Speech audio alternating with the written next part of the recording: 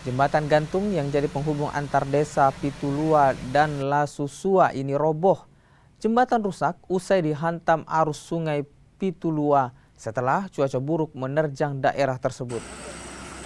Jembatan gantung ini jadi salah satu akses warga karena dinilai lebih dekat dibandingkan jembatan lainnya. Selain merusak jembatan, cuaca buruk juga membuat air sanitasi yang kerap dikonsumsi warga tercemar. Jadi kejadian itu tadi malam itu sekitar jam 11. Ya, jadi pada saat masyarakat sudah mau istirahat, itu tiba-tiba air besar datang dan ini akibatnya jembatannya roboh. Sudah di bagian lapangan sudah mau naik. Oh, sudah sempat naik, Pak. Iya. Jadi ini kalau boleh tahu jembatan yang sering mengakses jembatan ini siapa saja, Pak? Ya, jadi jembatan gantung ini masih dimanfaatkan oleh masyarakat Desa Pitulua. Jadi anak-anak sekolah yang ada di sebelah sini sekolahnya itu masih melalui ini.